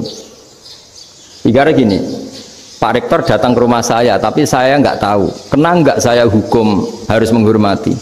Dia datang nggak sembunyi-sembunyi. Saya kena hukum harus menghormati ya kalau melihat, kalau enggak ya enggak. Tapi Pak Rektor tetap bilang, tapi saya hakikatnya datang, jadi saya datang itu. Itu kan ribet. Akhirnya ya sudah, itu nggak ada khilaf sampai mati ada khilaf karena yang satu menggantungkan hukum itu digantungkan sama tahu. Kalau tidak tahu ya, misalnya baju saya ini hakikatnya ada najis, pas sholat saya tidak tahu. Sholat saya sah apa enggak? Sah. Karena hakikatnya, ya memang saya tidak tahu. Tapi hakikatnya ada najis apa enggak? Ya. Ada. Ya sudah, itu sama-sama masuk akal. Ada lagi khilaf yang mau senam otak. Fasyamu salasati ayamin fil haji wa sab'atin idza raja'tum. Singkat cerita ada satu pelanggaran haji yang kata Allah kafarohnya itu puasa 3 hari sama 7 ketika kamu pulang, idza raja'tum, ketika kamu pulang. Dalam mazhab Syafi'i yang namanya pulang itu yang haji sudah sampai rumah. Di mana-mana pulang itu ya sampai rumah. Dalam mazhab Abu Hanifah enggak, ketika orang sudah balik kanan dari Arab Saudi, dari Mekah, ya namanya sudah pulang.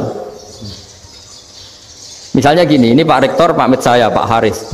Gus, Pak Haris mana? Ya sudah pulang kata saya, padahal sampai pandangan belum sampai depan. Tapi bagi keluarganya belum pulang. Lah lalu idza raja'tum ketika pulang itu bahasanya siapa? Bahasa istrinya apa bahasa yang ditamoni? Kamu ditamoni orang, terus tamunya mana? Sudah pulang. Tapi tanyakan istrinya, belum pulang. Khilaf-khilaf gini kok jadi geger itu kan goblok banget maksud saya itu. Jadi biasa, gini itu biasa. Jadi ya karena memang ini bukan masalah akidah, ini masalah furu'iyah, masalah fikih itu masalah furu'iyah. Mau tidak mau harus beda. Misalnya di sholat juga gitu. Wa ayu qu'udin qu'adal musolli sokat sholatu. Duduk dengan gaya apapun itu sholatnya sah. Jika sampean kalau haji atau umroh, orang Arab itu jenenge duduk ngenak awak di kursi. Duduk sopan ya hanya orang Indonesia loh. Kalau sholat itu masih duduk ala orang tahiyat. Kalau sampean di Mekah, duduknya pakai apa coba? Kursi ya? Oh enak sholat duduk. Karena memang takbirnya di fikih dengan duduk gaya apa saja sah. Makanya sengenak awak duduk di kursi. Ribet kan? Mau tidak disahkan itu namanya duduk. Mau disahkan masa iya subhana Allah kok duduk santai-santai gitu. Tapi mau apa? Ini fikih. Biasa orang lagi ini fikih. Fikih itu ya sudah ini fikih. Makanya kalau ulama berdebat misalnya Abu Hanifah berpendapat sholat itu wajib baca Fatihah apa asal Quran. Dalam mainstreamnya ya Fatihah karena la sholata liman lam yaqra bi Fatihatil kitab. Tapi cara Abu Hanifah enggak. Faqra'u ma tayassara minal Quran. Bacalah apa saja yang mudah bagi kamu. Asal itu Quran. Sementing gak gending Jawa, gak nyanyi lah gitu. Ya sudah mau apa coba? Jadi ya susah memang kalau fikih itu ya sudah seperti itu. Ada lagi yang masih ekstrim misalnya. Yang namanya menyembelih hewan itu gimana coba? Dari hidup ke mati, apa pasti mati disembelih? Cara mazhab Imam Syafi'i yang namanya menyembelih itu penyembelian harus menjadi sebab kematian. Itu yang sah. Karena lagi penyembelian menjadi sebab kematian yang syar'i. Sehingga beliau mensyaratkan hewan yang disembelih ini masih punya hayatun mustaqirrah, punya kehidupan yang normal. Sehingga kalau nggak disembelih ya hidup. Sehingga kalau ada hewan ketabrak truk kejet-kejet mesti mati nih buat sembelih. Itu nggak sah karena nggak usah disembelih ya wes mati kan. Karena ini hanya nunggu koordinasi Israel kan, dia kejet-kejet itu kan prosedur itu. Tapi tidak disembelih pun mati. Tapi cara mazhab Malik enggak. Pokoknya anggere jek duwe nyawa jenenge kewan urip. Dengan kamu sembelih berarti matine mergo mbok sembelih. Meskipun nanti ya enggak usah disembelih ya mati. Coba hitung secara ilmu matematika. Kalau enggak disembelih hidupnya 5 menit. Gara-gara kamu sembelih hidupnya langsung mati. Terus dia matinya cara di persidangan matinya disebabkan apa? Disebabkan disembelih apa kecelakaan?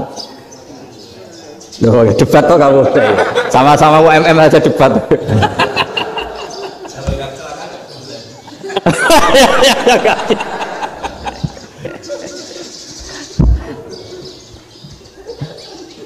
Loh, saya pernah ngalami nyata itu. Saya jalan-jalan sama anak saya pakai motor. Sampai di jalan raya gitu ada ayam jago ketabrak mobil, kejet-kejet. Orangnya tanya, Gus ini halal atau ora? Wis kanggo kon halal lah. Suatu saat dia nggak terima kan, tanya, kenapa Gus? Ya nak kiai ra pantes, masuk kewan mesti mati nih tak sembelih. Nak kiai pantes kata. Karena aku tahu kamu tuh gak kiai, mesti motifnya itu mergo jago, jajal cilik gak mutakokno. Ada kan ayam itu bayi kan gak ditanyakan. Kejat-kejat mati rak lah wong cilik wae. Tapi masalahnya ini kan jago. Eman itu. Tapi secara fikih pertanyaannya tadi, hewan yang sudah tidak punya hayatun mustaqirrah, dia hanya punya al-hayat al-ittiroriyah, dia punya harokah ittiroriyah, dia mati kejat-kejat, memang prosedur mati harus seperti itu. Mbok kecelakaan kayak apa, kalau mati kan kejat-kejat dulu.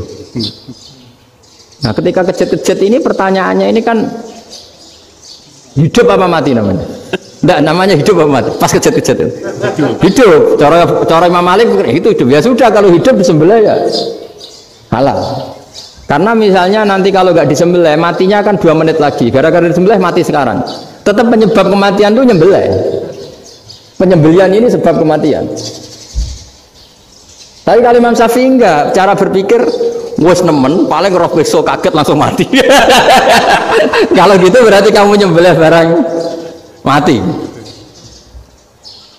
Jadi fikih itu kadang unik. Makanya ketika ngitung fikih itu unik ya. Orang keluar mani wajib apa? Mandi kan.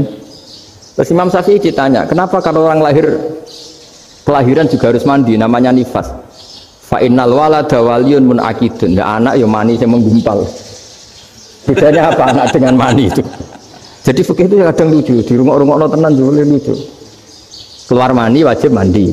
Berarti kalau keluar anak ya wajib mandi, karena hakikatnya anak adalah mani yang mengkristal. Terus orang sudah didosan macam-macam itu kan hakikatnya mani. Itu fikih. Nah terus ditanya, kenapa kalau lahir langsung mati tidak wajib disolati? Ya jawabannya Mas Syafi'i lucu.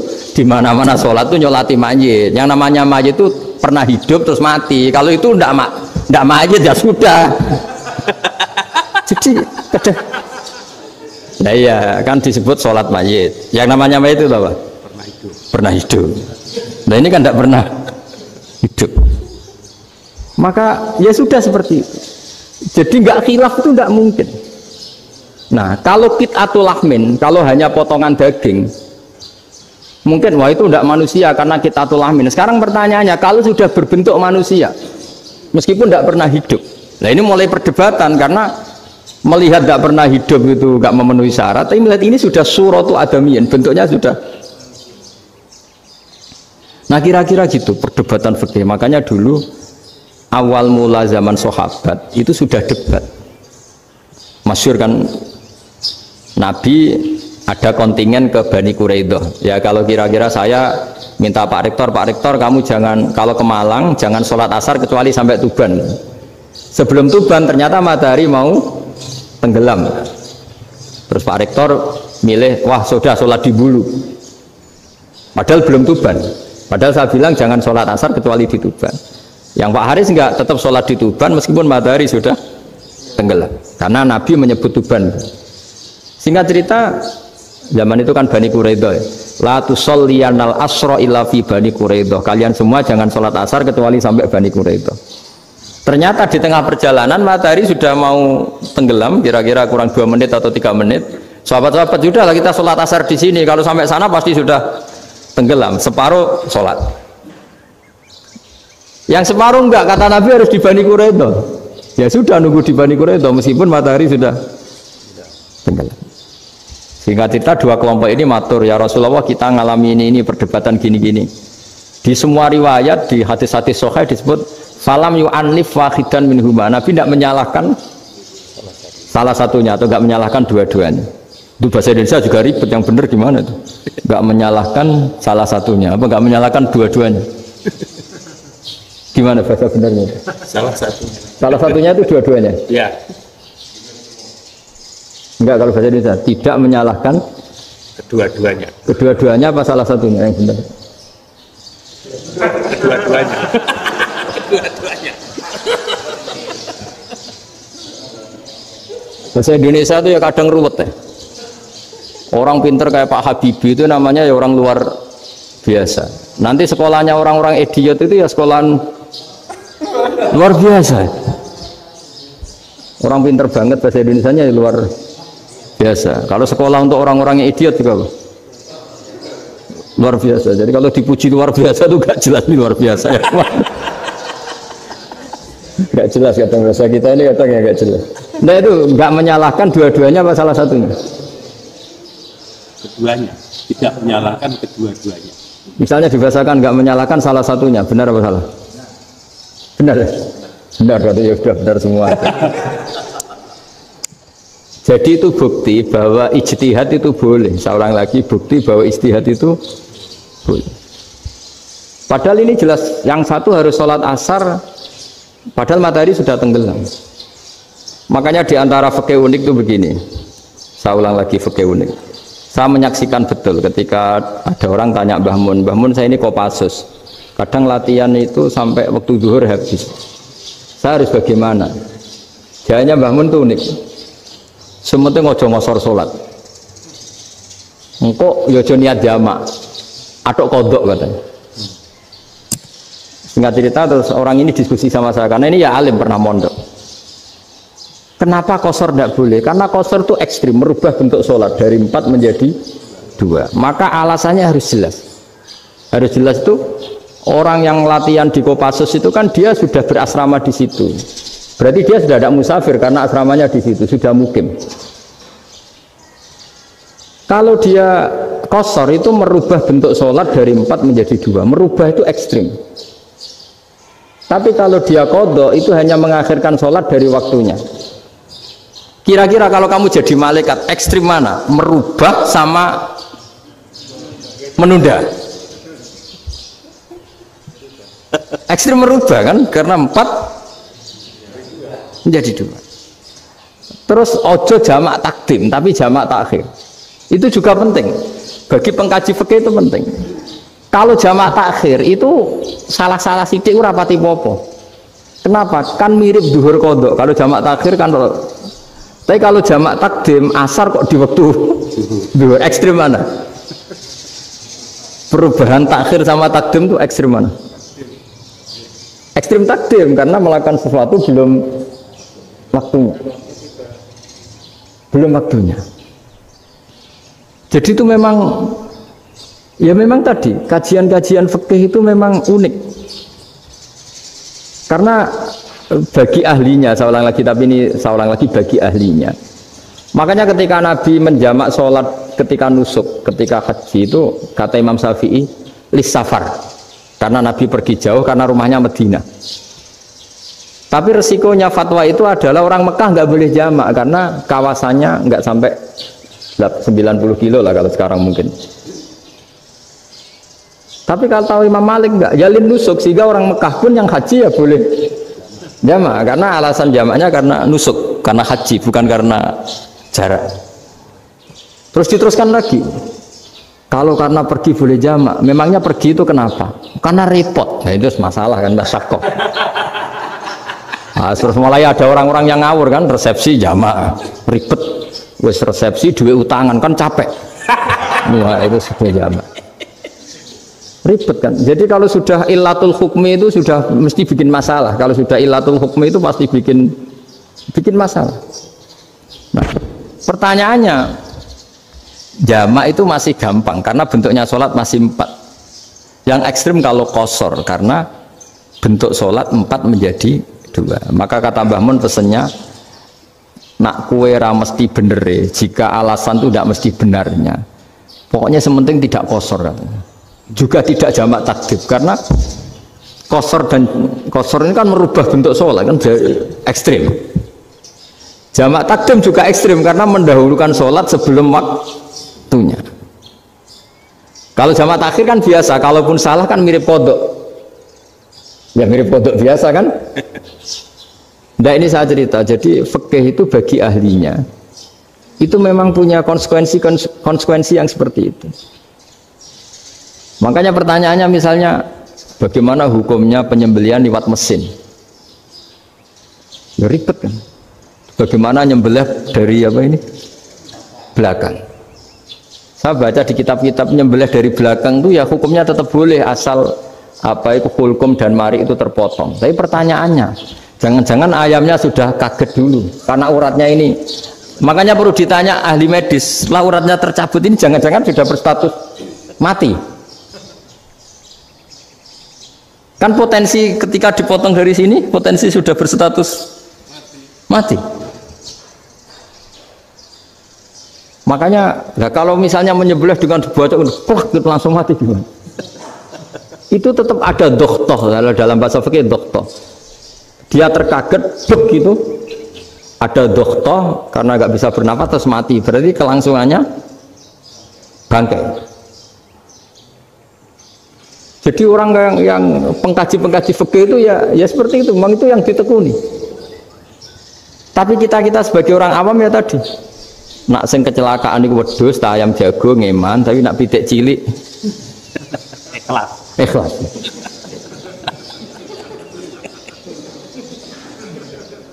Makanya ada pertanyaan orang-orang, saya pernah ditanya itu ya bingung tenan. Gus, kalau ada orang mati oplosan misalnya, jenengan datang sholat enggak? Ya datang sholat kan, dia orang mukmin, saya tetap sholat. Kenapa?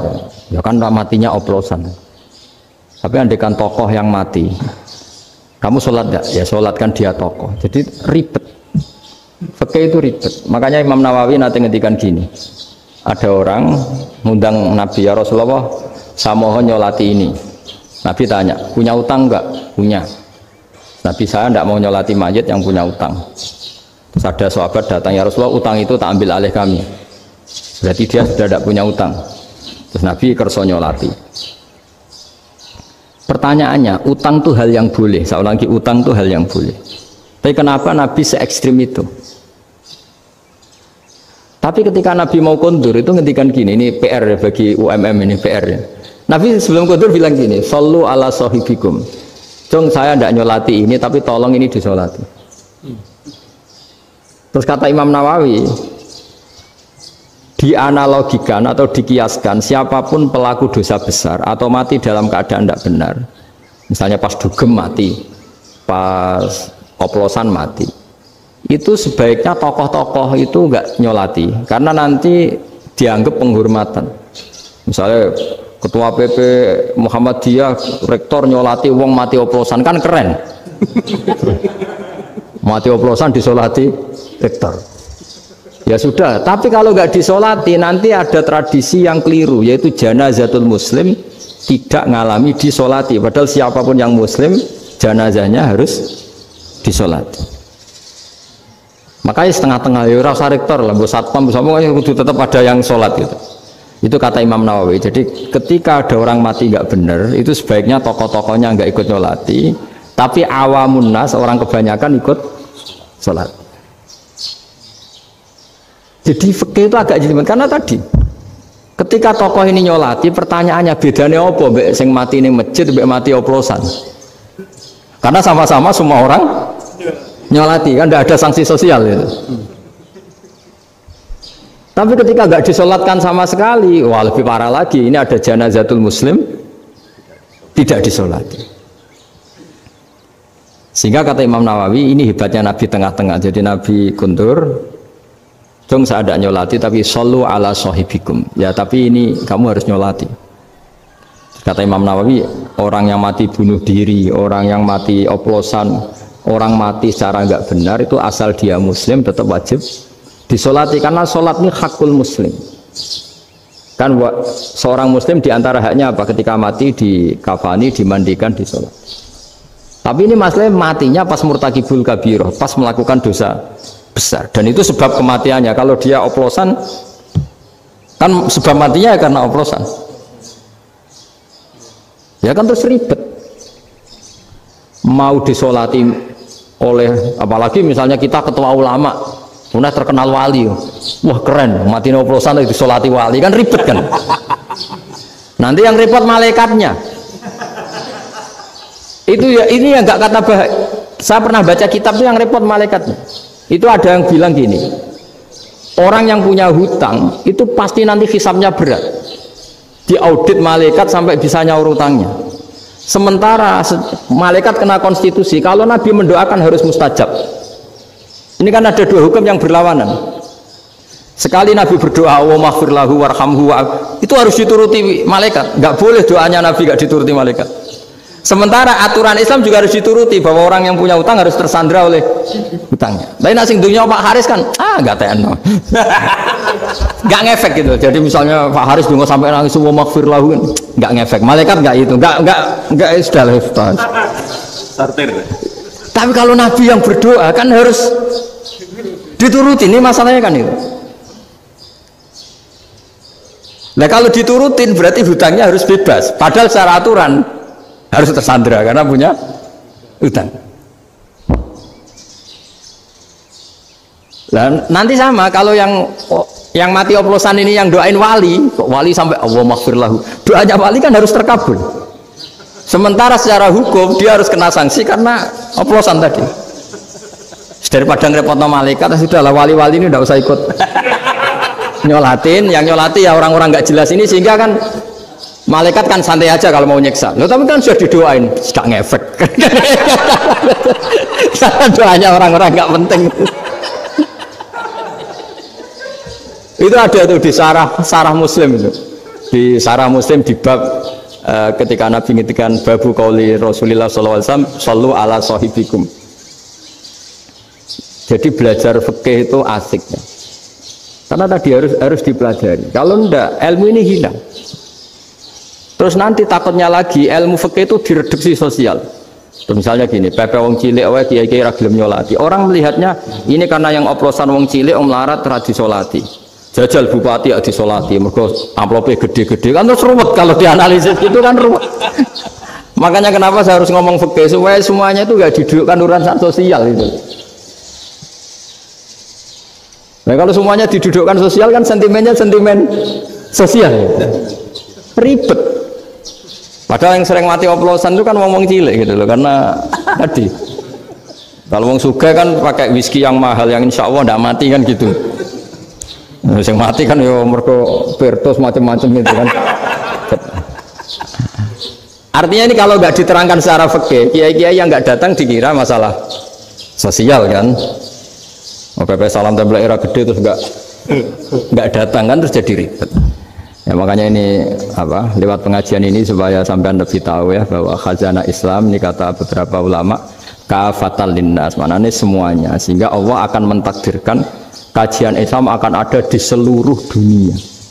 Jadi kenapa IAIN marak di Indonesia, UMM, Universitas NU banyak, karena agama ini kafatal linnas, tidak miliknya orang Arab tapi milik semua. Orang alimnya juga gitu. Ketika ada liga alim seluruh dunia, itu orang Indonesia, orang Afrika, ya selalu ada orang alim yang kelas dunia.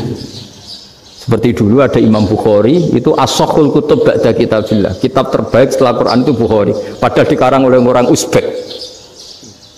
Kata siapa? Islam As-Sobyan, orang Arab ngakui kalau kitab paling sahih itu Bukhari. Mekah Madinah pun mengakui kalau kita paling sahih Bukhari, padahal pengarangnya ada orang Arab. Orang mana? Uzbek.